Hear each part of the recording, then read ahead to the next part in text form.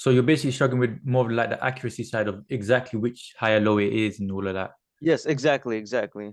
Okay, that's fine. No, that's fine. So what I'll do is let me just quickly we'll do a little rundown of like how I done it there. And if there's any question, just interrupt me and tell me why exactly I'm picking these points and then so I can see exactly what the issue is before we get into Yeah, it, yeah?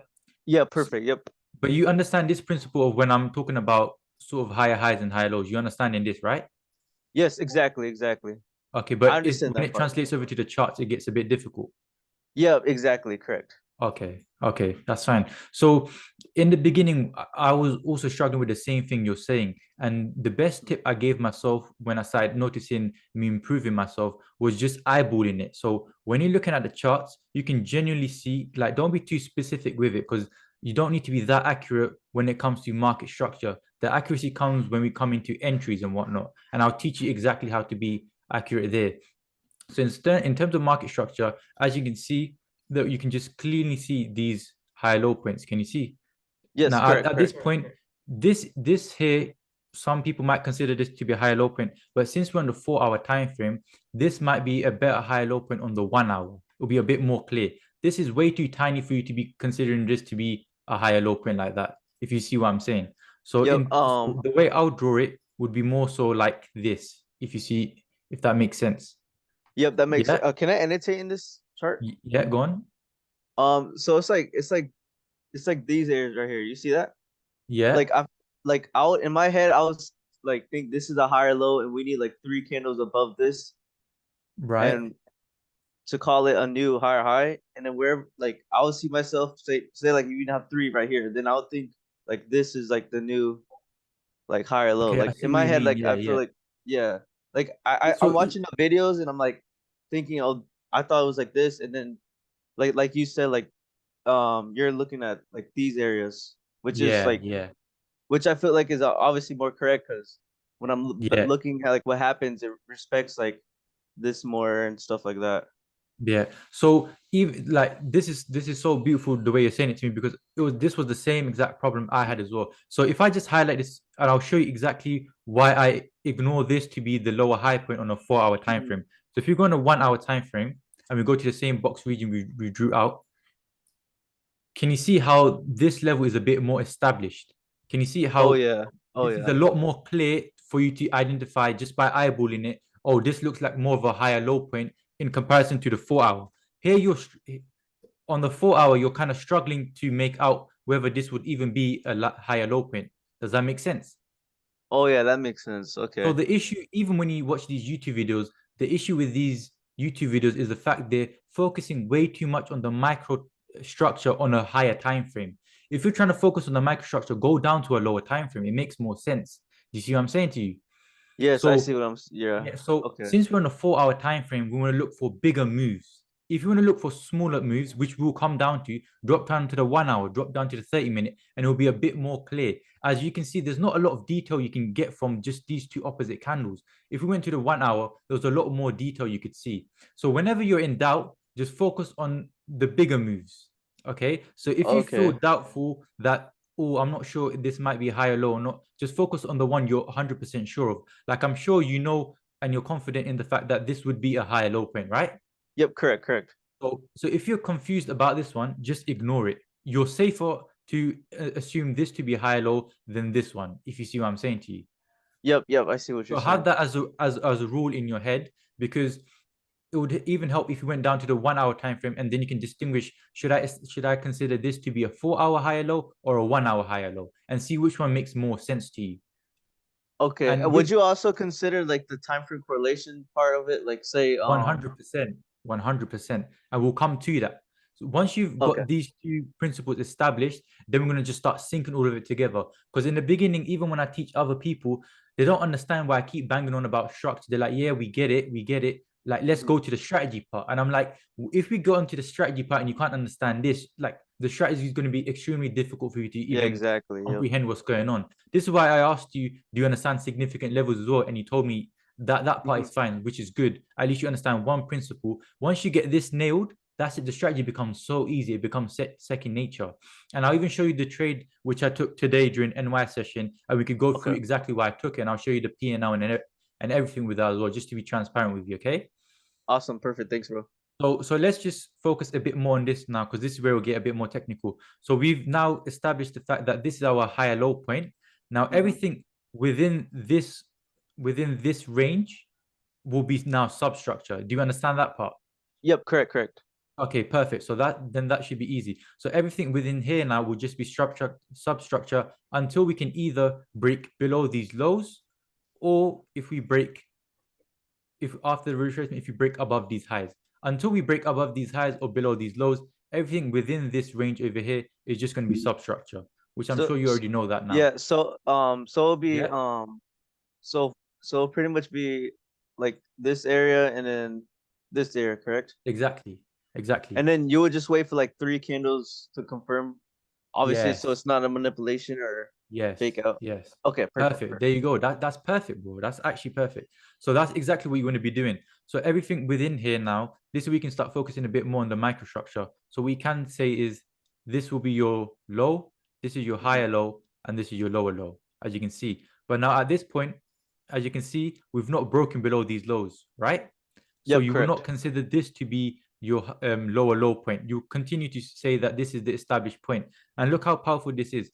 If I just quickly zoom in so it's a lot clearer for you.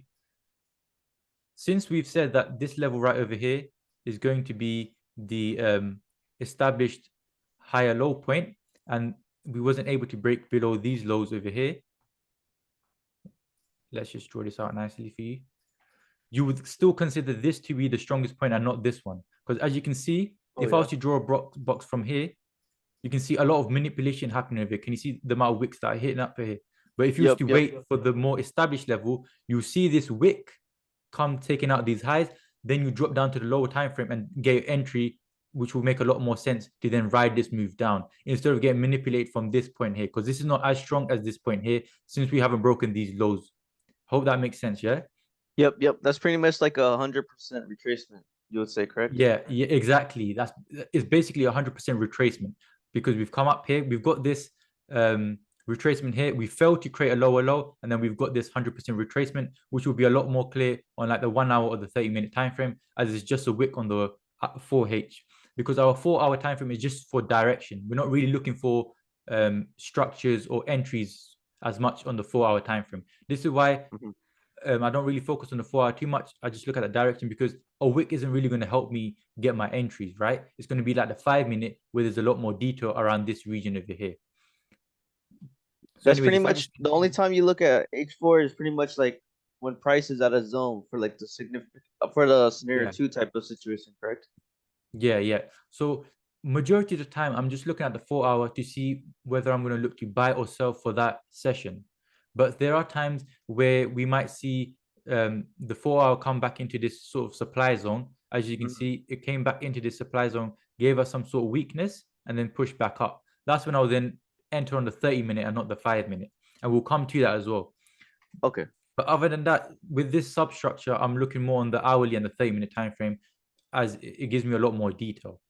So if I let's just finish this off, and then we'll move on to the next part. So again, as you Mhm. can see, we got retracement failed to create a lower low. We got 100% retracement, like you said. And as you can see, this candle here finally broke these lows. As you can see, we've got 1, 2, 3, 4 candles Oh yeah. staying below this wick, which now classifies this to be the most significant supply level. And as you can see, look, it lines up and it makes sense, because we tapped there one last time before we got that drop down.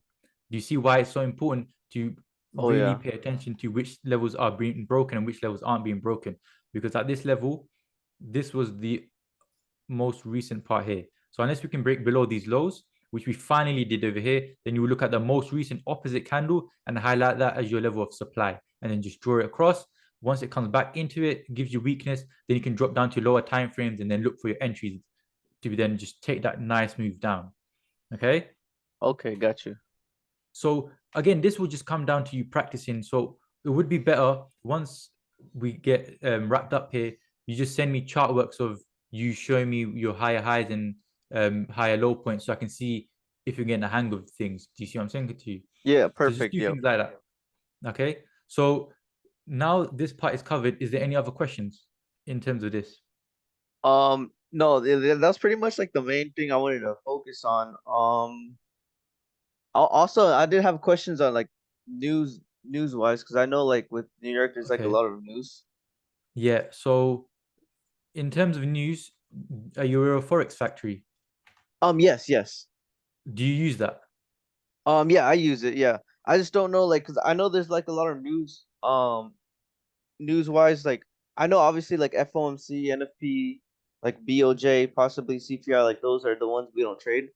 But like Yeah, yeah. anything other than that, like would you still trade like if we have Okay. news for the day? Yeah.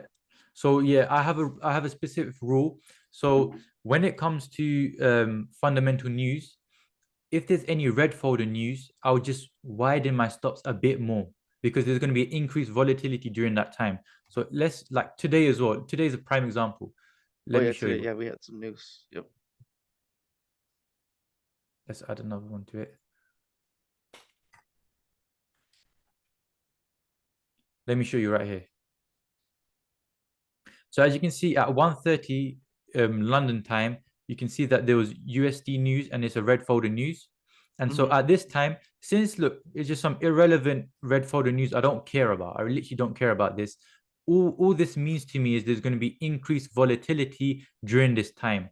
So what I want to Oh, do is okay. I just want to widen my stops by a little bit more than I would usually to prevent myself getting wicked out because of the increased volatility. Okay. But unless it's the three. I've got it here. I think have I got it here in my notes? No, it's not here. So you might want to, since I'm recording this, you'll be able to go back over it. So if it's CPI, FOMC, or NFP, I will not trade during those times at all. So if it's Mm-hmm. these three red folder news, I'm literally staying out of the markets. I'm not touching it at all because those three news events are crazy. Like literally, they are crazy. You don't want to be anywhere near it. Other than those three, you just want to be aware of the high volatility times. So literally just look at red folder news whenever it is. Like let's see on Tuesday if we can see any. So on Tuesday again at 1:30, we've got core retail sales. So this again, I don't really care what's going on here. All I know is Mm-hmm. that there might be increased volatility during this time. So I'm just going to widen my stops a little bit more, but still stick to my strategy and not change anything about that. But when it's NFP, CPI, any of those news events coming out, I'll stay out of the markets because those are crazy news events you don't want to be in. Is that clear?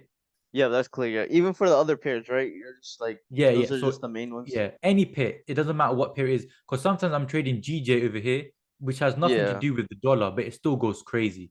Yep. So Exactly. Yep. yeah, so you just want to stay out all pairs. Like just keep it safe. Just keep your trading account safe and just not trade during those three news events just to be on the safe side. Okay. Okay. Yeah, that makes sense. Yeah. So was there anything else before we start going over some trade examples and just bringing everything together now so you get it? Um. Well, yeah, I did want to see like how you would personally like back test to get your numbers and everything, but would that just be like with the example what you're about to do now, pretty much? Yeah. Okay. So in terms of back testing, like I would recommend you doing back testing in your own time Yep. because I feel like it'll be more useful if I give you like all the knowledge over here. But what I'm about to do is basically like back testing because I've taken it in the real markets over here. As you can see, this was a trade I took today, and I'll show you how exactly I took it. And then you can just go back in time and then see exactly what you'd be doing as well, if you see what I'm Mm-hmm. saying. So Yep. Yep. let's go over this trade and then I'll show you a couple more trades from the Discord where I've got on the trade breakdown over here as well. So you Okay. understand it all. Okay. So this was a Yep. trade I took today. As you can see, this was on my MT4, entered right over here, exited here. I made how much did I make? I made Oh, that's 4K on this, clean. and you can see it's a live account. This is with MFF. So Oh Traders yeah. Global Yep. Group live account. You can see it here. Made 4K on this, 4%. It's a 100K account.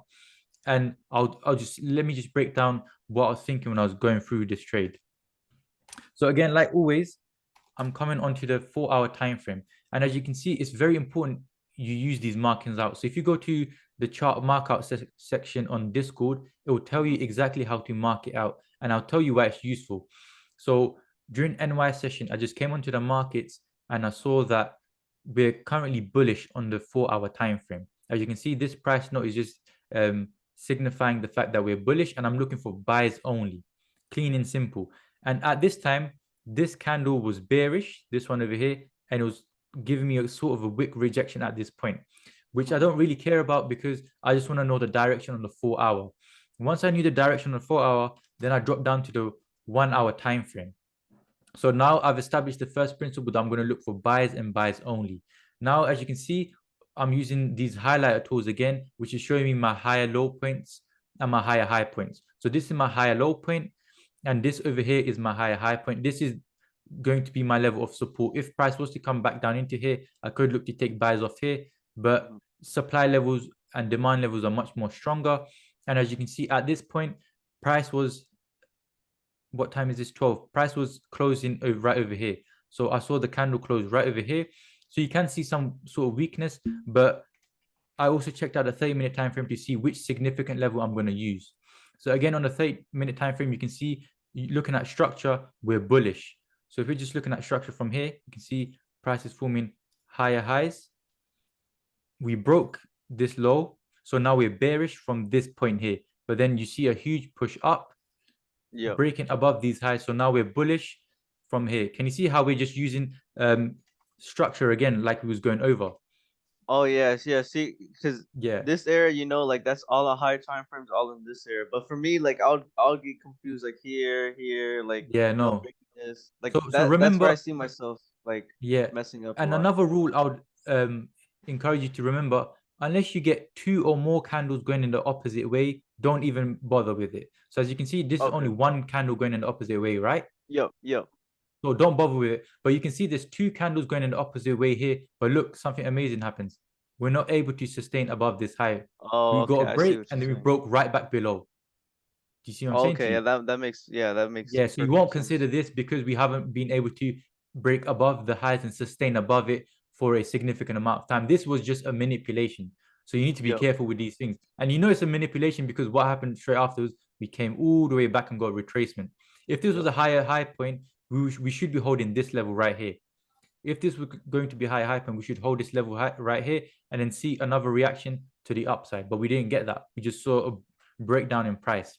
So this is why you're safer keeping to the more established levels, as you can see right over here. Yeah. So again, Even I that use area, the that's all higher time frame too. Like everything like aligns right there in that area too. So that's like more confluences added, like you would exactly. say. Exactly. And you can see, look, you can see this green line and it says D here for the daily time frame. Oh So yeah. this is the daily level of demand right here as well. So you're right, you're just adding and stacking confluences to increase the probability we're going to get a nice reaction off of this level. Okay, so I've highlighted my level of demand now, and you can see why I'm looking for buys. On the 4 hour, we're bullish. On the 30-minute, we're also bullish, right? Mm-hmm. So now the only thing left is our 5 minute time frame. But before we go on the 5 minute time frame, I like to highlight two things on my structural time frame. This is my structural time frame because I've highlighted a level of significance, and now my TP is going to be using a scanner technique. I like to call it a scanner technique because from the point where you start, just move your cursor up, and the first level of resistance you encounter, that can be your TP. So the first level of resistance you encounter is right over here. Can you see these highs? Yep. Yep. So this is going to be your TP level here, which is very close to my 4 hour structure level right over here from the black line. So I just said my TPs are going to be this black line over here. So I didn't really need to use a blue line. Otherwise, usually what I'll do is I'll color coordinate it and I'll Yep. use a blue line over here. So I know that this is my significant level, this is my demand, and this is going to be my TP. And everything within this range, I'm going to enter here and close my position right over here. But since it was very close, I want to keep my charts nice and neat. So I kept it right over here. So and we know the 4 hours bullish, we know the 30-minute is bullish. Now we come on to our entries. This with the entries, this is where you need to be extremely accurate. So again, currently you can see, again, we're going to look at structure. You can see structure is pushing lower low and lower highs. So we're currently bearish on the 5 minute. And this is where I've highlighted my level of supply, as you can see by this zone right over here. So since we're bearish on the 5 minute, we need to see a change of character happening, some sort of transition to get in early on this trade. And as you can see, one of my confluences is if price fails to create a lower low. So if we're in a downtrend and we're creating lower lows and lower highs, but at this point, price fails to create a lower low, there's only one way it's going to go, and it's going to go up. Because if it can't break these lows, the only other place it can go is up. Yep. So this is one of my confluences to say, right, this is a early sign we may get a shift in trend on the 5-minute time frame. So as you can see, these lows were failed to be broken for the second time. We tapped into it once, failed, tapped into it for the second time, we failed again. But since this is at 12, it's not really in New York session. So I waited and I saw another confluence, which is a break of these highs. We've seen a nice break and a retest. So not only have I seen price failing to create lower lows and to follow this momentum on the downside, but we've also seen a shift in structure on the substructure. Yep. Because overall we're bearish on the 5-minute time frame, but the substructure is showing us bullish momentum, and that's enough. Since the 5-minute is a very small and weak time frame, shifts in time frame is enough for us to then follow the overall 4-hour and the 30-minute bias. So that's exactly what I done. And as you can see, once we got a break retest, we've seen weakness in candles. And the last confluence, which I never share with anyone, even on YouTube, because this is the most powerful confluence. The last confluence you're going to wait for is the bullish volume bar to engulf the bearish one. So as you can see here, you wouldn't want to enter on this one for two reasons. The first reason is because the bullish volume is less than the bearish volume. And the second reason is we haven't seen weakness here yet. We've just seen one opposite candle. That's not enough for us to get in, because it could continue giving us a deeper 100% retracement, like you said before. So I want to be confident that we're going to hold this level and not retrace lower before getting the push up. So once I've seen weakness, as you can see, then I want to wait for a bullish engulfing volume bar. And as you can see, this is the bullish bar which engulfed the bearish bar, and that's exactly where I entered. My stop loss is going to be using the ATR. So at this time when I entered, the ATR was around 9 pips. So from the lows, from these lows over here, which are 8 pips, you're just going to add 9 pips, which is going to be 17 pips. So you're just going to have around a 17 pip stop loss. So this is all mechanical. You're not using no emotions. You're not eyeballing things. It's extremely accurate as to why we place our stop loss here. And our TP is going to be, like I said, at this black line. But since we have this level of supply, which we need to first cross, our first TP can be here, and then our second TP can be at this black line. Personally, I just closed out my position around here because I was happy with the risk reward. It's almost a 1-2-3. Like, I'm not trying to get greedy. I'm just going to get in the market, bank my money, make my 4K and dip. Even though it continued going on, like, I'm not fast. I'm just trying to capture the 100% certainty move I know.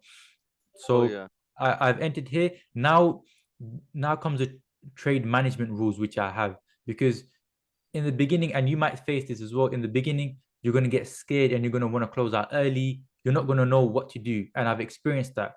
So I've got 3 rules. Once you've entered the trade, you either want to wait for the price to hit your stop loss, to hit your take profit, or for it to fail to break the level for the second time.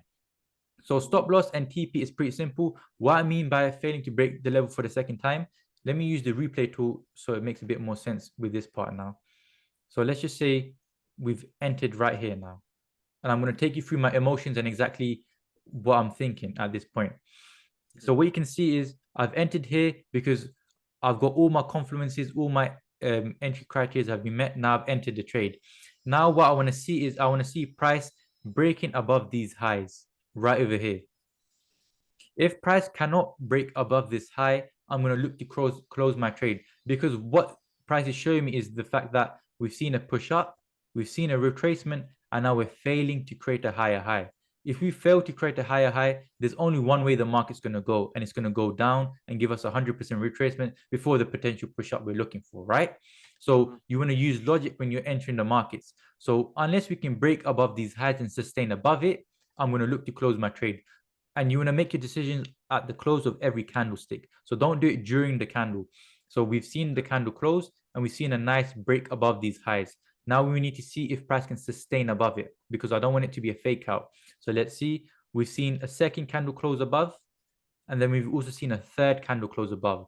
So since we've seen 3 candles close above, this is no longer a fake out, and this is actually the next higher high point. So now this level right over here is going to be our strong level of higher low point and it's nice strong level of demand. So now we can just let the price run to either hit our TP or our stop loss. Now we're chilling. Now we just let it do its thing. It came back into my entry, but I was confident that it was going to hold this level. And you can see straight into my TP, no emotions involved at all. Does Oh that yeah, make that's sense? fine. Yep. And so the only time you would ever enter outside your zone is if we have a structure, well, substructure trend switch on the M5 and a Yeah, break and exactly. retest as well. Exactly. So there's two ways you can enter. You can either enter if it fails to break your level for the second time. So let me check out the volume here. Okay, so this would also be a valid entry, but this wasn't during NY session. As you can see, Oh yeah, that's true. price pushed down, retraced, failed to create a lower low. Then we've Mm. seen wick rejections, and then we can also see a bullish engulfing bar. So you could enter here. However, it would be a bit more risky because NY session isn't present at that moment. So there might not be enough volume to break this level of structure to continue to the upside because you need volume to break things. Otherwise, it will just retrace back up and then push back down. So again, this could be a good entry technique, entry position if this was during NY session. So you either enter if it fails to create a lower low, or if it gives you a break and retest. These are your only two ways you're entering. Other than Okay, that, you're not going to enter. got you. And you need to also make sure you're seeing weakness. So don't be blind. With this indicator, you need to remember this is just an indicator. In the beginning, when I was using this indicator, I was just taking this as the holy grail. And this is where I'll start taking unnecessary losses because once I saw a engulfing bullish bar, I'll just enter.